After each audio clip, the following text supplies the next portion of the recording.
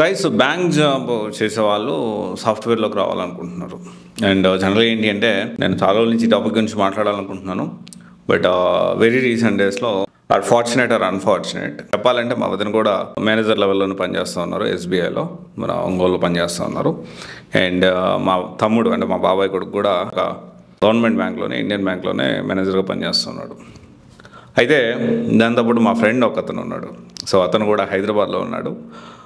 హైదరాబాద్లో government బ్యాంక్లోనే manager పోస్ట్లోనే ఉన్నాడు. And వీళ్ళ ముగ్గురే కాదు, ఇట్లాంటి వాళ్ళు చాలామంది కౌన్సిలింగ్కి నాకు అటెండ్ అవ్వడం జరిగింది. అయితే అంటే వీళ్ళ ముగ్గురు అటెండ్ కాలేదు. వీళ్ళ ముగ్గురు జనరల్గా నేను ట్రస్ట్లోనే ఉంటాను ఎప్పుడు. వీళ్ళు తీసి పక్కన పెట్టేసేస్తే కొంతమంది బ్యాంక్ జాబ్ చేసేవాళ్ళు నా దగ్గరకు వచ్చేసేసి సార్ ఇప్పుడు this is not working for me and yes డబ్బులు వస్తున్నాయి, ఎస్ డీసెంట్ శాలరీ వస్తుంది, and so they are giving some other benefits, house elements అని, ట్రావెల్ ఎలిమెంట్స్ అని, అండ్ ఇక రకరకాలుగా బెనిఫిట్స్ అయితే ప్రొవైడ్ చేస్తూ ఉన్నారు. బట్ ఇక్కడ టార్చర్గా ఉంది, మెంటల్లీ హెరాస్ చేస్తున్నట్టుంది, ఒక జైల్లో ఉన్నట్టుంది. కేవలం నేను ఒక పనిచేసే మిషన్ లాగా తయారయ్యాను. పర్సనల్ లైఫ్ లేదు, లేకపోతే లీవ్స్ అడిగితే లీవ్స్ ఇవ్వరు, అండ్ లేకపోతే టార్గెట్ బేస్డ్ ఉంటుంది, టార్చర్ పెడుతున్నారు.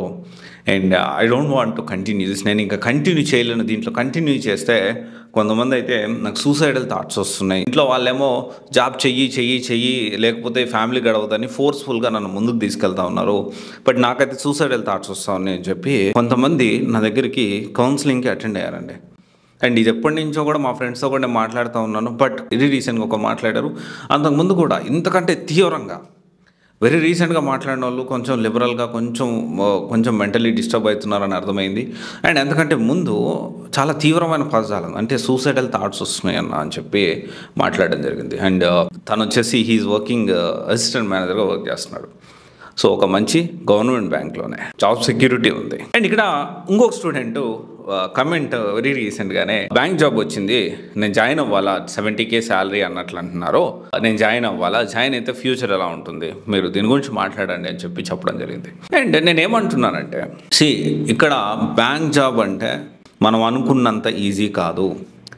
ఈ పోటీ ప్రపంచంలో, ఈ కాంపిటేటివ్ వరల్డ్లో ఇంతమందిని దాటుకొని కష్టపడి మంచి మెరిట్ సాధించి ఒక బ్యాంక్ జాబ్ తెచ్చుకుంటే లైఫ్ సెటిల్ అయిపోతుంది. ఇంకా ఆ తర్వాత ఇక్కడ కష్టాలే ఉండవు. బ్యాంక్ జాబ్ వస్తే అబ్బా లైఫ్ చాలా అద్భుతంగా ఉంటుంది.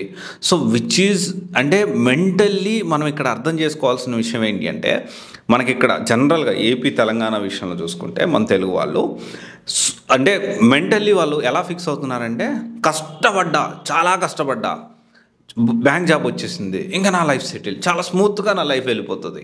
అండ్ చుట్టూ ఉన్న సమాజం కూడా ఆహా నీకేం రా, మంచిగా బ్యాంక్ జాబ్ వచ్చింది, మంచిగా బ్యాంక్ మేనేజర్ చేస్తున్నావు, కథలు పడుతున్నావు, నువ్వు ఇన్ని మాటలు చెప్తున్నావా అని పక్కన వాళ్ళు అంటారు. సొసైటీ కూడా అలాగే అనుకుంటూ ఉంటుంది.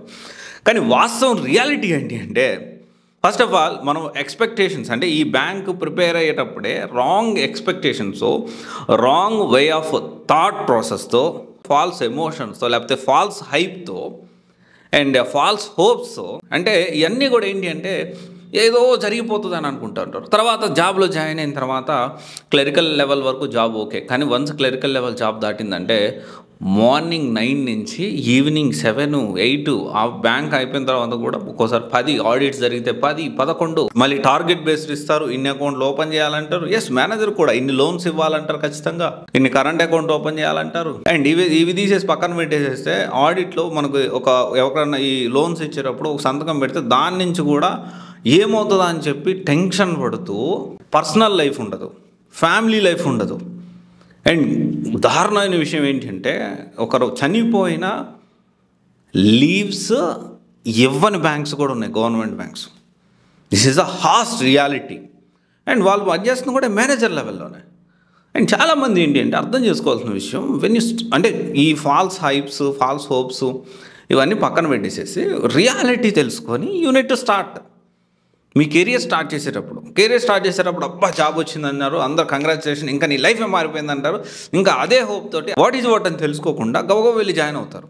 జాయిన్ అయిన తర్వాత డెఫినెట్లీ ప్రోస్ ఉంటాయి, కాన్స్ ఉంటాయి. ప్రతి జాబ్కి, ప్రతి ఉద్యోగానికి ప్రోస్ ఉంటాయి, కాన్స్ ఉంటాయి. అండ్ ఇప్పుడు వచ్చేసి నేను బ్యాంక్ జాబ్ వదిలేసి నేను సాఫ్ట్వేర్ జాబ్కి వస్తాను, which is not at all correct. ఎందుకంటే నువ్వు సెక్యూర్డ్ లైఫ్ వచ్చేసి ఇక్కడ నీకు సెక్యూరిటీ ఉండదు. సాఫ్ట్వేర్లో నేను 200% I'm not going to recommend any one to come software. ఎందుకు రావాలి? అండ్ దాంట్లో నీకేంటి, నీకు ఫినాన్షియల్గా నీకు అంత బర్డన్ ఉండదు. అంటే ఫినాన్షియల్ సెక్యూరిటీ, జాబ్ సెక్యూరిటీ ఉంటుంది. సాఫ్ట్వేర్లో అది ఉండదు. ఇంకొక విషయం ఏంటి అంటే అనుకోవచ్చు, అరే నేను కొంచెం క్వాలిటీ టైం నా ఫ్యామిలీతో నేను స్పెండ్ చేయొచ్చు కదా అంటే, అది అన్ని టైమ్స్ పాసిబిలిటీ ఉండదు. We have to balance.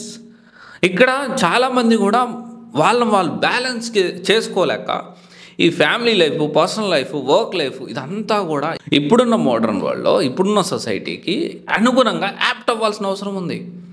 And మన పిల్లలు ఉన్నారు, పిల్లలు ఎంతవరకు మనతో ఉంటారు? మార్నింగ్ నుంచి ఈవినింగ్ దాకా ఎక్కువ టైం వాళ్ళు స్కూల్లోనే స్పెండ్ చేస్తారు. అండ్ డెఫినెట్లీ ఇక్కడ ఏంటి అంటే ఇప్పుడున్న సిచ్యువేషన్లో both wife and husband work చేస్తే కానీ ముందుకి వెళ్ళలేని పరిస్థితిలో అంత ఇన్ఫ్లేషన్ అనేది మనకి ఎక్కువ ఉంది ఇక్కడ.